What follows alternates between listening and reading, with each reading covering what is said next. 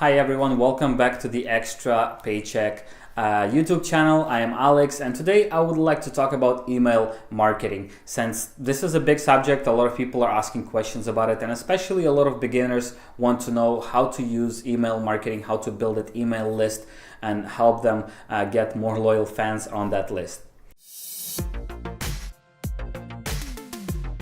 Okay, so let's start with 4 things that you should be doing with your email marketing campaign.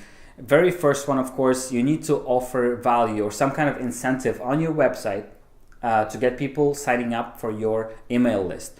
Simply putting a line like sign up to our newsletter, it doesn't work anymore. People are overprotective of their email address and they're not going to give it away for some newsletter or some updates. People don't care about your updates in your newsletter. You have to offer them something else. If you could offer them an ebook, some kind of a course, some kind of 10 best tips on how to create images, or if you are a company who sells physical products, maybe you could offer them a sample that you could send out for free or something of that sort, a discount. You have to do that. This is how you get people to sign up to your email list. You start with offering them value right off the bat. Before they even sign up, you tell them, hey, if you do sign up, you'll get this in exchange. And people will start signing up to your email list. Number 2, you need to provide value within your email marketing campaign. You can't just try to sell all the time in every single email. You can't do that because people will either report you as spam, or if you're lucky enough, they will simply unsubscribe from your list. You have to give them value. There's a book that I've read a while ago by Gary Vaynerchuk called Job, Right Hook, and he explains this theory very well, and you should look into that. Basically, Gary's theory is that you should provide value, and then ask for that sale, and then offer them something that they should pay for.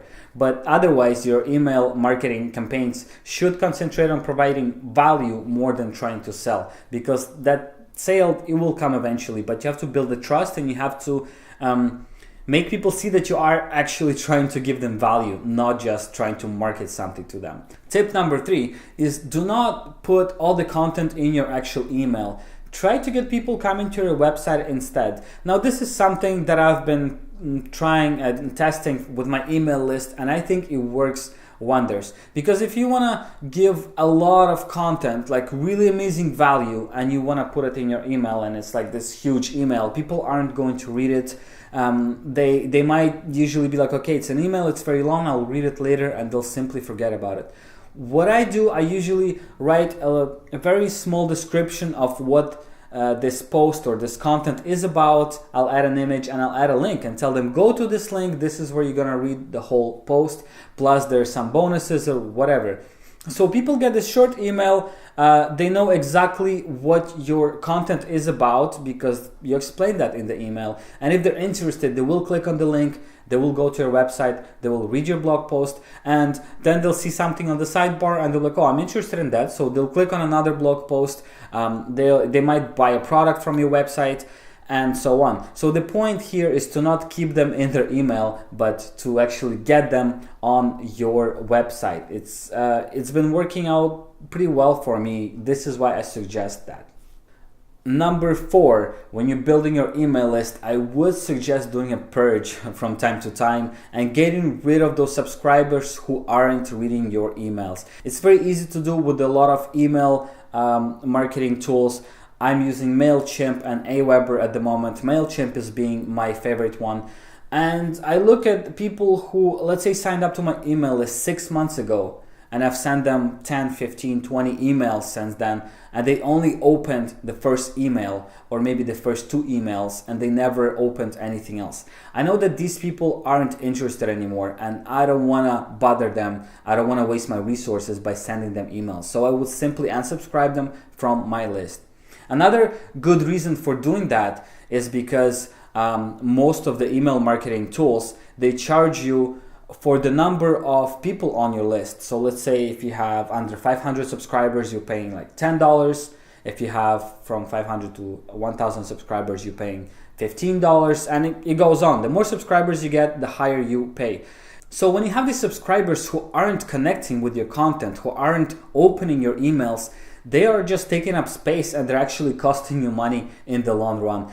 Get rid of them. If they haven't opened your emails in a few months, simply unsubscribe them, and this will give more space for new people in your list, and it'll cost you less money in the end. So do a purge. Now let's move on to 4 do not tips when it comes to email marketing. First one, of course, is do not spam your subscribers.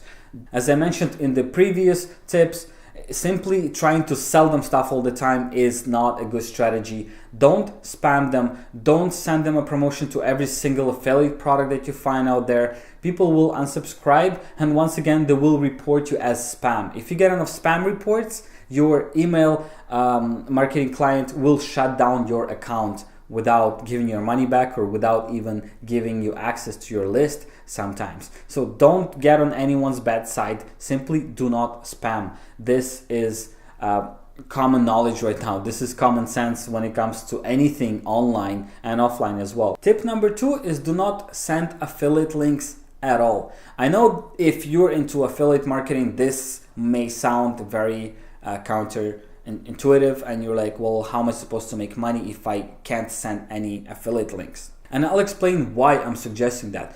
More and more email clients and email marketing tools, they are putting this little paragraph, this little sentence in their rules that says you are not allowed to use email links. And most of the time they wouldn't care if you do it from time to time, and that's fine. But if they do notice that you're using affiliate links in your emails, they might once again close your account because they don't want affiliate links. And this brings me back to that point that I told you previously. Send people to your own website instead of sending them to an affiliate offer directly. Send them to a blog post, and within that blog post you can have affiliate links or whatever links you want to have. Just don't put them in your emails. And I would suggest trying to not put any affiliate links ever in your emails. Tip number 3, do not email your subscribers too often. Some people say that you shouldn't contact them more than a few times a day. Some people say that you shouldn't contact them more than a few times a week. And it really depends on the niche, on the industry, on your subscribers, why they signed up, what kind of offer you gave them to have them sign up on your list. And I can't tell you the exact number. Personally, if I get more than few emails per week from a list that I subscribe to, I usually dislike it, and I would usually unsubscribe because it simply feels like spam. I already have so many emails coming in through my inbox, and I don't want to see 5, 6, 7 emails per week from the same person, let alone more than once per day. This is overkill, and if you do that within 2 days, I am unsubscribing, that's for sure. And if it's low quality, I'm not only going to unsubscribe, I'll report you as spam because it is basically spam. Don't spam me. Respect my inbox. You want to market to me? Fine. I'm fine with that. This is why I signed up to your email list, but don't overdo it. Don't email me several times a day. So I run this free email course, and I contact people every single day for the first 5 days because the course is 5 days long, and I explain it at the very beginning before even people sign up. I tell them you'll get 1 email per day every single day for 5 days. Then I contact them after that, but it's maybe once a week, maybe twice a week at most, because I don't want people feel like I'm spamming them. That would be my advice on how often you should contact your subscribers. And the last tip, number 4, do not forget to contact your subscribers.